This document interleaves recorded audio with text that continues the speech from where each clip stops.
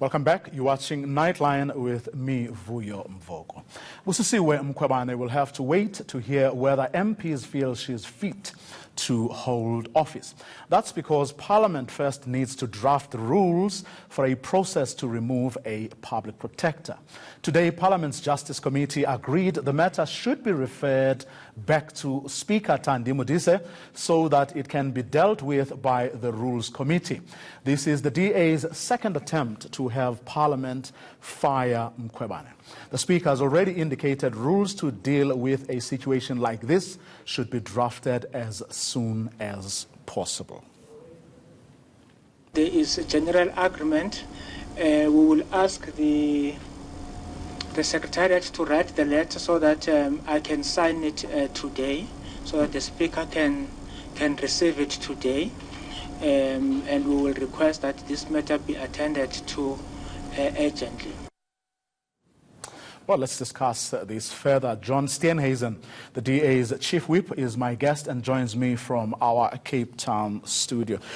John Steenhuisen, a lot of people will say, for a country that prides itself for having one of the best constitutions in the world, was it an oversight that, on the part of the drafters of our constitution, that a process for the removal of heads of Chapter 9 institutions was not provided for? Vuyo, thank you and thanks for having me on the show. And let me start by expressing our condolences on the passing of Ben Said. I know he was an important member of your broadcast family. Yes, that may be the case, but I don't think the Constitution could in any way, shape or form have anticipated every course of action. So what the Constitution does is provide the broad framework. It sets out the powers, the responsibilities, and in this instance, the power to remove a public protector is granted to Parliament. Parliament then obviously would have to flesh out the rules that would lead to that, and I think that's the process that has been decided to be embarked upon. And this has been done particularly because we know that Ms. Mkhwebane is very litigious, and secondly, she has no problem with expending large amounts of public money on frivolous legal cases. So we believe it is appropriate and right in this instance that Parliament adopts an inviolable position from the beginning that can firewall the process from any delays that Ms. Mkhwebane may want to put up later in the process. So it may be a small delay at the beginning, but I think it's going to protect Parliament as an institution going forward if everybody's very clear what the process, the rules and the roadmap guiding this procedure for the removal will be going forward. So the Rule Committee will then establish the rules and the process that must be followed. Are there timelines? Well, I don't think it should take more than a month. I think that the Rules Committee should be convened next week. The Speaker is the chairperson of that committee. She should convene it. It should be sub-delegated to the subcommittee on the drafting of the NA rules, and that committee can begin its work immediately. A lot of this area was covered when we did the rules for Section 89 of the Constitution, impeachments of the President. And incidentally, the grounds for removal are very similar in both cases. So I don't think there's a lot more ground that Parliament has to cover. We've had our legal team draft a set of rules which we believe could be used and which we will table at the earliest opportunity. But there's no reason this should take more than a month. And then Parliament must get underway with doing the business that the Constitution expects of it. Because frankly, the longer that Ms. Mkhwebane continues in this important office, the more damage she's doing to the credibility and integrity of the office of the Public Protector. Well, the Public Protector believes she's being hounded out because she dared to touch powerful people in this country. You obviously beg to differ. Of course, absolutely beg to differ. If that was the case, then every single public protector, every single head of a Chapter 9 institution, any head of an investigating agency would be hounded out of office. The truth of the matter is that Ms. Mkhwebane has been hoisted with her own petard. It's her own shortcomings, it's her own acts of omission and commission, and it's her own agenda that have tripped her up. I think the devastating Constitutional Court judgment handed down, which basically said that she was dishonest with the court, is frankly fatal for her continuation in office. And any, I think, decent civil servant or public representative or a head of a Chapter 9 who had had such a devastating finding made against them would have by now done the honourable thing and resigned in order to protect the integrity of the office. It's very clear Ms. Mkhwebane intends to dig in and hold her position for as long as she can to drive whatever agenda is that she intends to drive.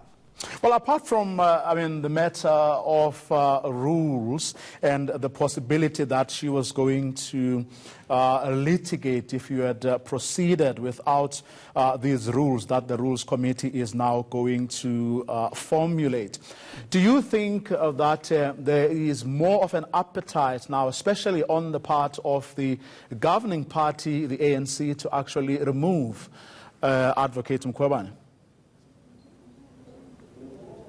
I certainly think so, and I think that the position for any Member of Parliament to try now and defend Mrs. Mkhwebane, particularly given the Constitutional Court finding which upheld the personal costs order and made those devastating comments about her acts of misconduct and her failure to conduct herself properly, it makes it very difficult for any Member of Parliament to put their hand on their heart and defend her and say they're defending the Constitution at the same time.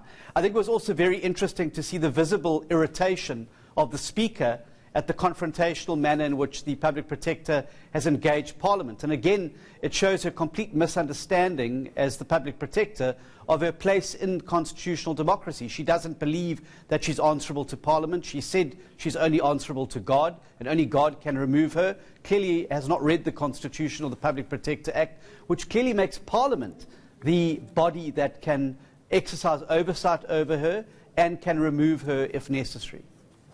John Steenhuisen, before I let you go, can I ask you for your party's response to this employment equity report that was released today, showing that 65.5% of top management positions are still being occupied by white people, this in spite of them being only constituting only 9% of South Africa's economically active population?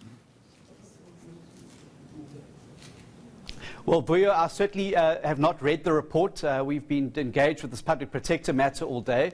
But it certainly wouldn't come as a surprise. We all know there's deep structural inequality that still exists in South Africa that we need to overcome. But we also know that BEE has failed. In fact, black households are 10% poorer now than they were at the beginning of that process. And clearly, it has not trickled down to areas that you mentioned now.